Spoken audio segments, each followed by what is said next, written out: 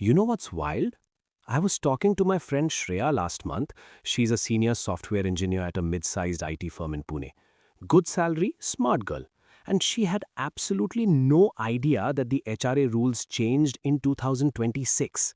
She's been filing her taxes the exact same way for the last 5 years. Same declaration, same calculation.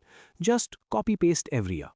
But because nobody told her what changed this year, she was about to leave 47,000 rupees on the table, just gone. Not because she was doing anything illegal, not because she was being irresponsible, just because she was an autopilot and she never asked. And I have a feeling a lot of you are Shreya. I'm Rohan, and I spend way too much time thinking about how salaried Indians completely misunderstand their own payslips. If you're someone who's been filing HRA claims on autopilot, just plugging in whatever number HR gives you without ever double checking if you're actually maximizing your exemption, make sure you hit that subscribe button and give this video a thumbs up if it helps you out. Alright, let's fix this. Okay, quick refresher, and I promise I'll make this interesting. HRA, House Rent Allowance, is one of those rare, beautiful things in Indian tax law that is genuinely designed to help you. Your employer gives you an HRA component in your salary. If you're actually paying rent, you can claim a portion of that as tax exempt, meaning that chunk of money, the government doesn't tax it.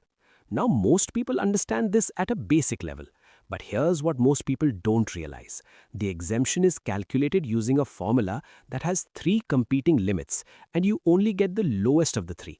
And in 2026, one of those limits got significantly updated. The 3 limits are actual HRA received from your employer, actual rent paid minus 10% of your basic salary, 50% of basic salary if you live in a metro, 40% if you don't. Now, that third point, that's where the 2026 change lives, and that's where most people are getting it wrong. Here's the thing. For years, the definition of metro city for HRA purposes was frozen in time. We're talking Delhi, Mumbai, Chennai, Kolkata. That's it. 4 cities defined decades ago. But India in 2026 looks very different from India in 1974. The Income Tax Rules 2026, notified by the CBDT in March 2026 and effective from April 1st, expanded the Metro classification for HRA exemption purposes. Bengaluru, Hyderabad, Pune and Ahmedabad have now been officially included in the higher 50% Metro slab for HRA calculation, up from the 40% non-Metro treatment they were getting before. And this is massive because we're talking about cities where the average IT professional earns anywhere between 12 lakh rupees and 35 lakh rupees annually. Cities where rent is absolutely brutal, but they were being penalized by an outdated classification. According to the Income Tax Rules 2026, notified by the CBDT in March 2026 and effective from April 1st, this reclassification applies from FY 26-27 incomes earned on or after 1st April 2026 onward. Which means if you're in Bengaluru, Hyderabad, Pune or Ahmedabad, your HRA exemption ceiling just jumped by 10 percentage points of your basic salary. Let me show you what that actually means in rupees. Let's take a real example. Meet Arjun. He's a 28-year-old product manager at a tech startup in Bengaluru. His salary structure looks like this. Basic salary 60,000 rupees a month, HRA received 24,000 rupees a month, actual rent paid 22,000 rupees a month. Now under the old regime, pre-2026, treating Bengaluru as a non-metro, Calculation 1, actual HRA received 24,000 rupees. Calculation 2, rent paid minus 10% of basic, 22,000 rupees minus 6,000 rupees equals 16,000 rupees. Calculation 3, 40% of basic, 24,000 rupees. Lowest of the 3, 16,000 rupees a month, annually 1,92,000 exempt. Now, under the new 2026 updated Metro classification, Calculation 3 changes. 50% of basic equals 30,000 rupees. Suddenly, the lowest is still 16,000 rupees. But wait, now you might be thinking, Rohan, the answer's the same, and you're right in this example. But watch what happens when Arjun's rent goes up, which it will because Bengaluru. Say Arjun renegotiates his lease and now pays 27,000 rupees a month. Calculation 2, 27,000 rupees minus 6,000 rupees equals 21,000 rupees. Calculation 3, old 40%, 24,000 rupees. Calculation 3, new 50%, 30,000 rupees. Old regime, lowest is 21,000 rupees a month, 2,52,000 rupees a year exempt. New regime, lowest is still 21,000 rupees. Same result again, because calculation 2 is the bottleneck. Okay, let me show you the scenario where it genuinely explodes in your favor. Arjun gets a promotion. Basic goes to 80,000 rupees a month, HRA component 32,000 rupees a month, rent 32,000 rupees a month. Calculation 2, 32,000 rupees minus 8,000 rupees equals 24,000 rupees. Old calculation 3, 40%, 32,000 rupees. New calculation 3, 50%, 40,000 rupees. Old regime, exempt is 24,000 rupees a month, 2,88,000 rupees a year. New regime, exempt is 24,000 rupees a month, same result, still bottlenecked. Okay, wait, I need to be honest with you here, because this is exactly where financial content creators mislead people, and I'm not going to do that.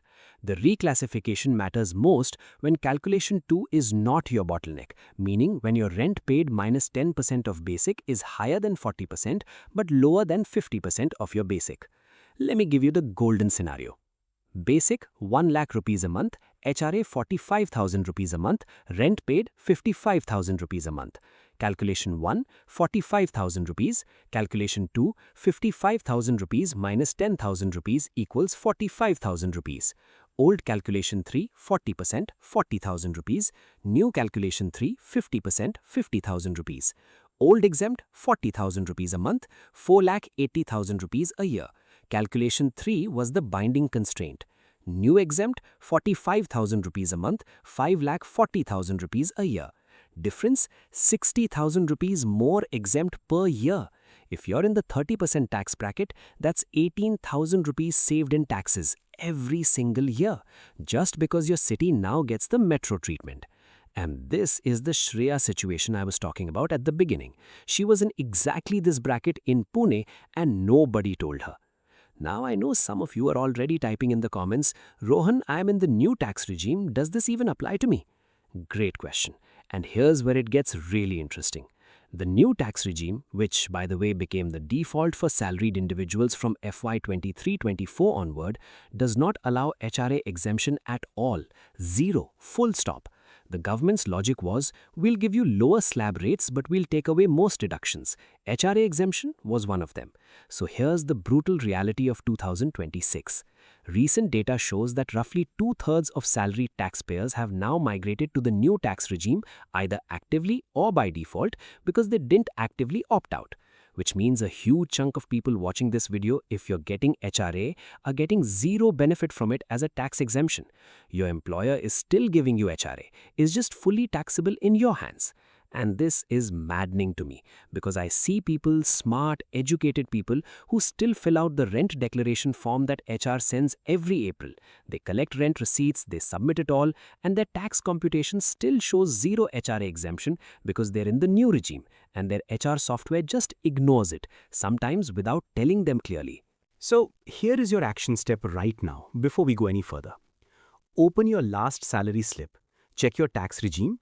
It'll either say old tax regime or new tax regime, or it'll show you which slab rates are being applied.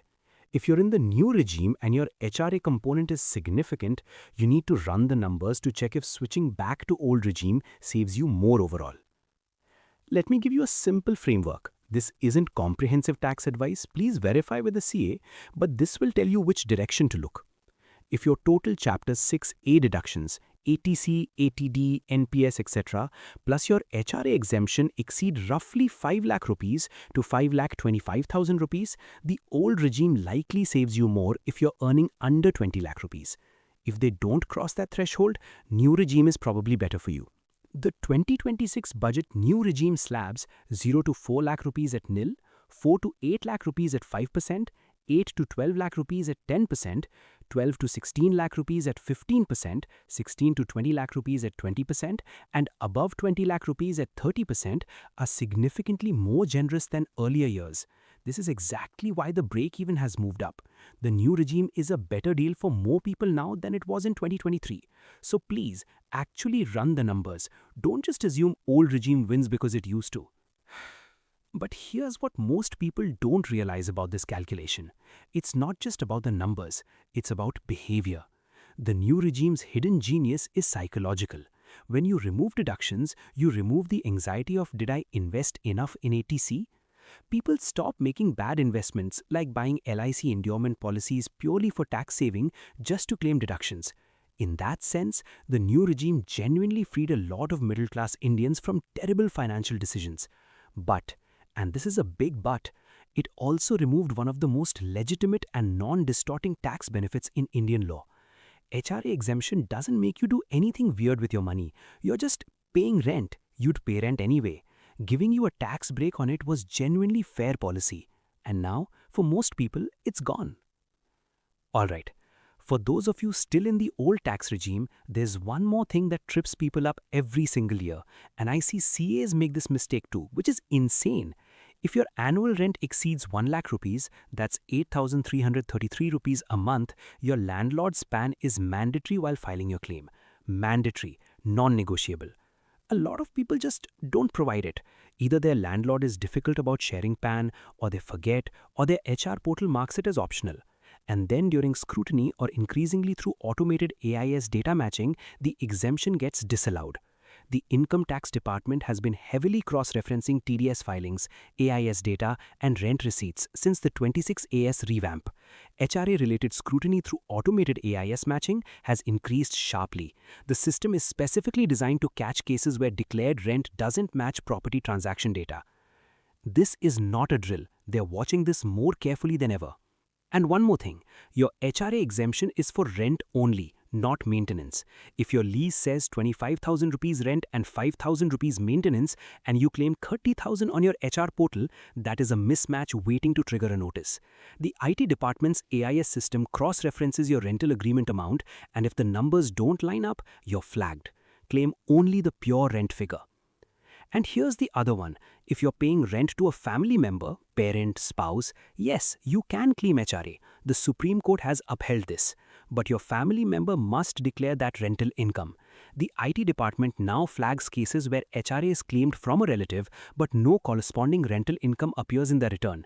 And under the new Income Tax Rules 2026, the old Form 12BB is being replaced by Form 124, which makes declaring your exact relationship with your landlord completely mandatory. They are actively hunting for fake family rental arrangements. So if you're doing the parents as landlord strategy, which is a completely legitimate tax planning tool by the way, make sure both sides of that transaction are clean. Let me step back for a second, because I think the deeper problem here isn't the HRA calculation. It's the way most of us relate to our payslips. We look at our CTC, the big number in the offer letter, and we plan our lives around that. We never zoom into the structure. Never ask, wait, how much of this is HRA? How much is special allowance? What's the PF treatment? There's a concept in behavioral economics called anchoring bias, where we fixate on the first big number we see and let it dominate every decision that follows. Your CTC is the ultimate anchor in the Indian corporate context.